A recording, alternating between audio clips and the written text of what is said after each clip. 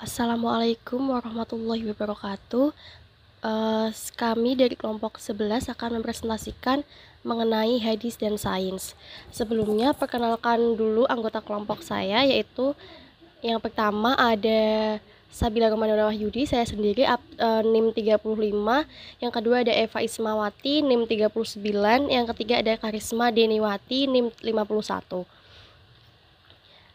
Yang pertama ada hadis, pengertian hadis. Jadi secara etimologi, kata hadis memiliki beberapa makna. Di antaranya adalah sinonim dari kata jadid, yang artinya adalah baru. Jadi seperti yang terdapat dalam sebuah ungkapan Nabi SAW. Hadis secara harfiah berarti perkataan atau percakapan. Dalam terminologi Islam, istilah hadis berarti melaporkan atau mencatat sebuah pernyataan dan tingkah laku Nabi Muhammad SAW. Namun, pada saat ini, kata hadis mengalami perluasan makna, sehingga disinonimkan dengan sunnah, maka bisa berarti segala perkataan atau sabda, perbuatan, ketetapan maupun persetujuan dari Nabi Muhammad SAW yang dijadikan ketetapan ataupun hukum. Kata hadis itu sendiri adalah bukan kata infinitif. Makna kata tersebut adalah kata benda. Selanjutnya adalah pengertian hadis menurut ulama, ahli hadis dan ushul. Yang pertama, menurut ulama hadis, kata hadis pada mulanya adalah ahadits yang bernama kabar, tetapi merupakan Islam yang berjamak atau kata benda jamak, bentuk mufrad atau tunggal yang sebenarnya adalah uhdutsah yang bermakna sesuatu yang dibahas dan disampaikan dari seseorang kepada seseorang. Yang kedua ada menurut ahli hadis, di antaranya Al-Hafiz dalam Syariah Al-Bukhari dan Al-Hafiz dari Syahwi sebagai yang dikutip oleh Sidki, yaitu segala ucapan, perbuatan, dan keadaan Nabi Muhammad SAW, termasuk dalam keadaan beliau segala sesuatu yang diriwayatkan dalam kitab sejarah, seperti kelahirannya, tempatnya, dan yang bersangkutan, baik sebelum beliau diangkat sebagai Rasul maupun sesudahnya.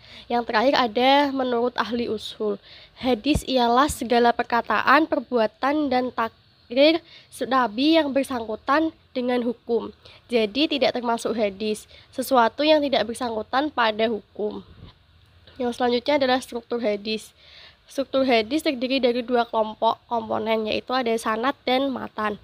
Sanad sendiri adalah orang yang menyampaikan atau menuliskan hadis dalam suatu kitab, apa-apa yang pernah didengar dan diterimanya dari seseorang atau gurunya. Sanad sendiri terdiri atas seluruh penuturan mulai dari orang yang mencatat hadis tersebut dalam bukunya atau kitab hadis sehingga ucapan Rasulullah SAW.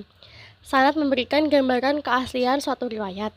Contohnya yaitu pertama perkataan dari Al-Bukhari, kemudian diteruskan ke Musaddad, kemudian diteruskan pada Yahya, Syu'bah, Qatadah, Anas, dan terakhir yaitu Nabi Muhammad SAW. Yang kedua ada matan. Matan itu sendiri adalah isi pembicaraan atau kalam atau materi berita yang berakhir pada sanad yang terakhir, baik pembicaraan itu sabda Nabi Muhammad SAW atau para sahabat, ataupun isi pembicaraan itu tentang perbuatan Nabi Muhammad SAW. Contohnya yaitu tidak sempurna iman seseorang di antara kalian sehingga ia cinta untuk saudaranya apa yang ia cintai untuk dirinya sendiri. Selanjutnya akan dijelaskan oleh teman saya. Selanjutnya adalah klasifikasi hadis. Syarat kesohihan hadis ada 5, yaitu yang pertama, riwayat bersifat adil, yang kedua, sempurna ingatan, yang ketiga, sanadnya tidak terputus, yang keempat, hadis itu tidak berilat, dan yang terakhir, hadis itu tidak janggal. Arti adil dalam periwayatan seseorang, rawi harus memenuhi 4 syarat untuk dinilai adil, yaitu yang pertama, selalu memelihara perbuatan taat dan menjauhi perbuatan maksiat. Yang kedua, menjauhi dosa-dosa kecil yang dapat menodai agama dan sopan santun. Yang ketiga, tidak melakukan perkara-perkara mubah yang dapat menggugurkan iman kepada kadar dan mengakibatkan penyesalan. Yang keempat, tidak mengikuti salah satu mazhab yang bertentangan dengan dasar syara. Selanjutnya sain, pengertian sain. Istilah sains berasal dari bahasa Latin scientia yang berarti pengetahuan. Dalam arti sempit, sains adalah disiplin ilmu yang terdiri dari physical science, ilmu fisik, dan life science, ilmu biologi.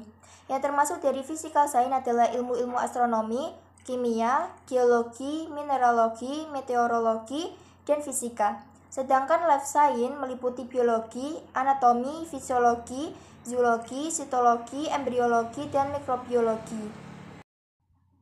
Menurut Nagel dalam bab pertama dalam buku Philosophy of Science Today, karangan Sidney Markham Besser, mengemukakan sains dapat dilihat dalam 3 aspek. Yang pertama, aspek tujuan. Sains adalah sebagai alat untuk menguasai alam dan memberikan sumbangan kepada kesejahteraan manusia.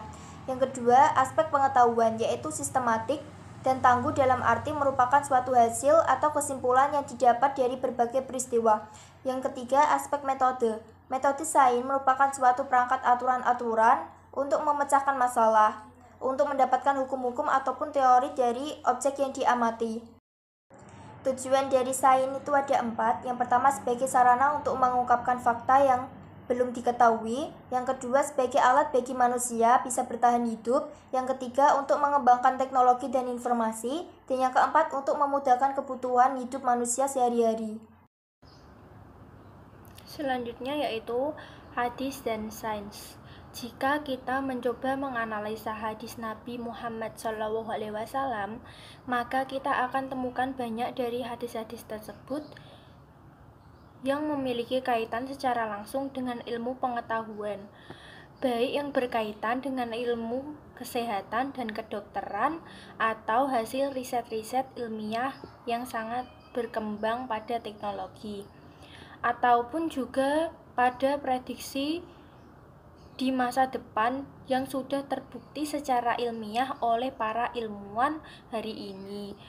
Sejatinya temuan ilmuwan atau hasil riset ilmu pengetahuan yang sejalan dengan apa yang disampaikan oleh Rasulullah SAW adalah sebuah kewajaran yang harus membuat kita semakin yakin dan tunduk kepada apa yang telah disampaikan oleh Nabi. Secara faktual dapat dikatakan bahwa hadis tidak tercakup semua untuk fakta sains dan ilmu pengetahuan, sementara hadis Nabi yang relevan dengan sains juga tidak memberikan penjelasan secara rinci tentang sains tersebut. Hal ini membuktikan bahwa fungsi hadis tidak digunakan untuk memperjelas bagi kemajuan sains pada saat ini. Adapun relevansi antara hadis dan sains yang dapat kita temukan dalam ungkapan Nabi Muhammad SAW itu semata-mata menjadi fakta peradaban akan kebenaran syariat yang dibawa Nabi Muhammad SAW. Relevansi antara hadis dan sains. Dalam hadis Nabi Muhammad SAW terdapat keterkaitan secara langsung dengan ilmu pengetahuan, baik itu yang berkaitan dengan ilmu kesehatan atau kedokteran, atau juga hasil-hasil riset ilmiah yang berkembang saat ini terhadap teknologi. Contohnya hadis tentang larangan makan dan minum sambil berdiri. Dari Abu Sa'id Al-Khudri radhiyallahu anhu, sesungguhnya Nabi SAW melarang untuk minum dalam keadaan berdiri. Hadis riwayat Muslim. Dan dari Anas dan Qatadah radhiyallahu anhu, dari Nabi SAW, sesungguhnya beliau melarang untuk minum dalam keadaan berdiri. Qatadah berkata, "Bagaimana dengan makan?" Ia menjawab, "Itu lebih buruk lagi." Hadis riwayat Imam Muslim dalam kitab Sahihnya. Pesan dalam hadis di atas sejalan dengan teori kesehatan pencernaan, seperti yang dikatakan oleh Dr. Abdurrazzaq Al-Khailani, bahwa cara makan dan minum yang paling tepat dan selamat adalah dengan cara duduk. tidak dengan cara berdiri, sebab minum dan makan dengan berdiri akan mempersulit proses pencernaan. Sekian presentasi dari kami. Apabila ada salah kata, kami mohon maaf sebesar-besarnya. Wassalamualaikum warahmatullahi wabarakatuh.